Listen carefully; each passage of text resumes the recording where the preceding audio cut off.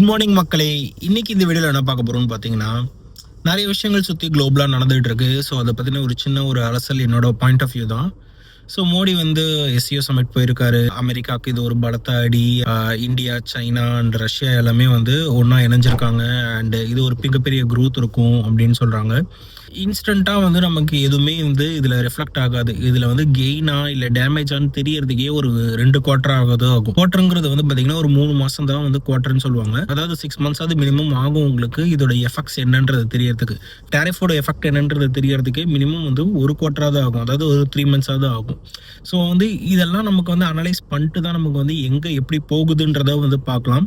But ஆனால் வந்து உங்களுக்கு பெர்செப்ஷன் தான் மேட்டர்னு சொல்லுவாங்க. எல்லா இடத்துலையும் வந்து பார்த்தீங்கன்னா எப்படி பார்க்கப்படுது, எவ்வளோ ஸ்ட்ராங்காக நம்ம இருக்கோங்கிறது தான் வந்து ஜஸ்ட் அ மேட்டர். இப்போ அமெரிக்கா நம்மளை த்ரெட்டன் பண்ணுதுன்ற ஒரு சுச்சுவேஷனில் நம்ம வந்து அதுக்கு பணிஞ்சு போகாமல் நம்ம வந்து இல்லை பாரு நீ மட்டும் எனக்கு கிடையாது, எனக்கு வந்து வேற ஆப்ஷன்ஸும் இருக்குன்ட்டு அங்கே நம்ம போய் போகிறதே வந்து ஸ்ட்ராங்கான ஒரு விஷயம் தான். இது என்ன பண்ணுதுன்னா நமக்கு சடன் மார்க்கெட் ஃபாலோ இல்லை பேனிக்கோ கிரியேட் பண்ணாமல் நமக்கு வந்து அதை ஸ்டெபிளைஸ் பண்ணுறதுக்கு வந்து பார்த்தீங்கன்னா நமக்கான விஷயங்கள் வந்து இந்தியன் கவர்மெண்ட் பண்ணிட்டு இருக்காங்க. பட் இதோட எஃபெக்ட்ஸ் எல்லாம் வந்து இதோட என்ன சொல்றது, இதோட ரியாக்ஷன்ஸ் இப்போ பண்ணுறதெல்லாம் ஆக்ஷன்ஸ், இதோட ரியாக்ஷன்ஸ் வந்து நமக்கு வந்து எப்போ தெரிய வரும்னா மினிமம் 2 குவார்டராது ஆகும். அட்லீஸ்ட் என்னன்றது தெரியறதுக்கே. இதோட பலன்கள்லாம் வர்றதுக்கு இன்னும் கொஞ்சம் வந்து டைம் ஆகலாம். ஃபார் எக்ஸாம்பிள் வந்து கொஞ்சம் ஸ்லோவாக தான் இருக்கும்னு வச்சுக்கோங்களேன். 2026 வந்து எப்படி இருக்குன்றது நம்மளால ப்ரிடிக்டே பண்ண முடியல. ஏன்னா அதர் ஃபேக்டர்ஸும் இருக்குது. இப்போ இதனால வந்து அமெரிக்காவுக்கு என்ன டேஞ்சராக இருக்குது, நீங்கள் சும்மா விளாக்ஸு இல்லை டிக்டாக்லாம் நீங்கள் பார்த்துருக்கீங்க அப்படின்னா உங்களுக்கு தெரியும்.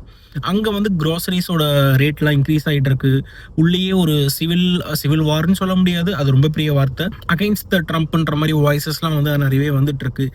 அதே மாதிரி வந்து சில பீப்புள் வந்து மைக்ரேட் ஆகி வேற இதுக்கு போகிறாங்க. வேறு இஷ்யூஸ் இருக்கும். பட் ஆனால் அவங்களுக்கு வந்து அந்த அஃபோர்டபிலிட்டி இல்லை. நான் வாங்குற வேஜஸ்க்கான அஃபோர்டபிலிட்டி எனக்கு இல்லைன்றதுனால பக்கத்து கண்ட்ரீஸ்க்கு வந்து மேக்ஸிமம் கனடா அந்த மாதிரி இதுக்கு வந்து மூவ் ஆகிட்டு இருக்காங்க. மைக்ரேட் ஆகுறதும் நம்ம பார்த்துட்டு இருக்கோம். அதே மாதிரி நிறைய வந்து அவங்க ரிஃபார்ம்ஸ் உள்ள எடுத்துட்டு வராங்க. ஸோ அவங்க அந்த அடாப்டபிலிட்டி எப்படி இருக்கு, இன்க்ளூசிவ்னஸ் எப்படி இருக்குங்கிறது தெரியல.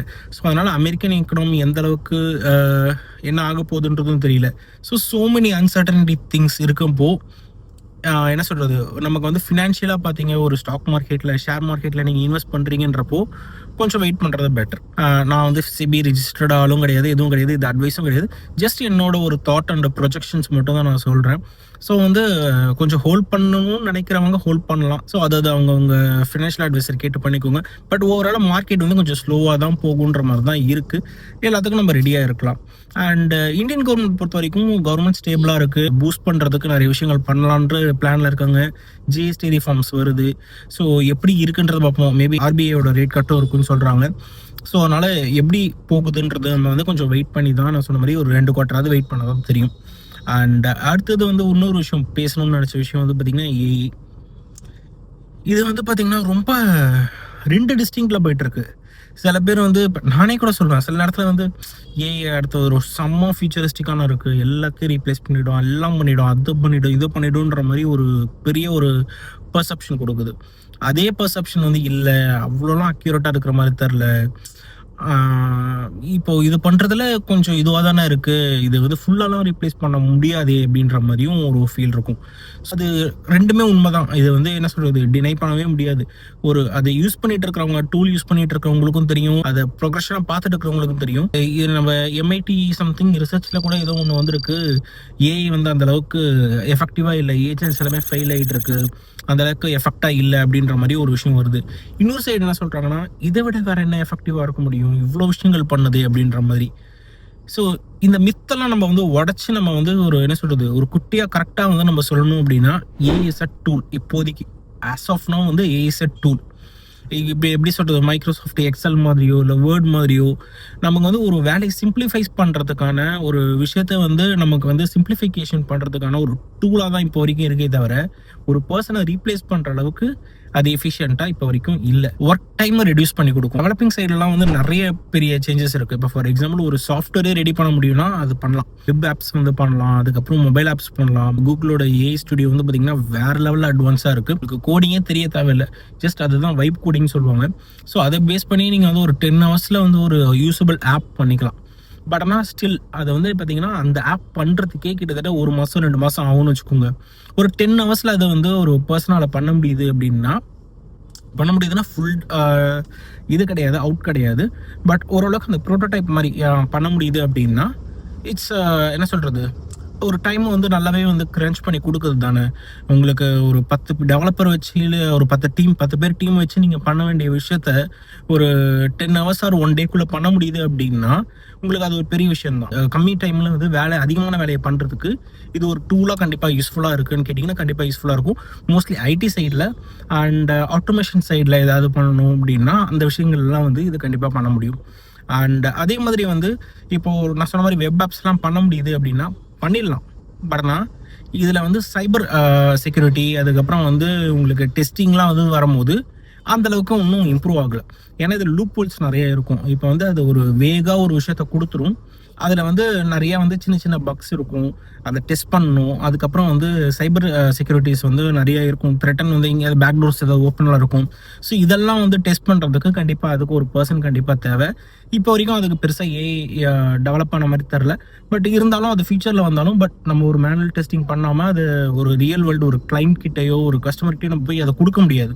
ஸோ அதனால் அதுக்கெல்லாம் கண்டிப்பாக வந்து ஹியூமனோட ஒரு திங் வந்து தேவைப்படும். ஸோ இந்த மாதிரி AI we can use it as a tool. But AI வந்து ரீப்ளேஸ் பண்ணுமான்னு கேட்டால் ரீப்ளேஸ் பண்ணுறது வந்து in other words kind of replace தான். ஏன்னா 10 பேர் இடத்துல வந்து ஒரு 3 பேர் இருந்தால் வேலை செய்யும் அப்படின்னா அந்த ஒரு 7 பேருக்கான வேலை வந்து உங்களுக்கு கம்மியாகுதுன்னா அது ரீப்ளேஸ்ன்ற மாதிரி தான் எடுத்துக்கிறாங்க. அண்ட் ரீப்ளேஸ் தான் வச்சுக்கோங்களேன்.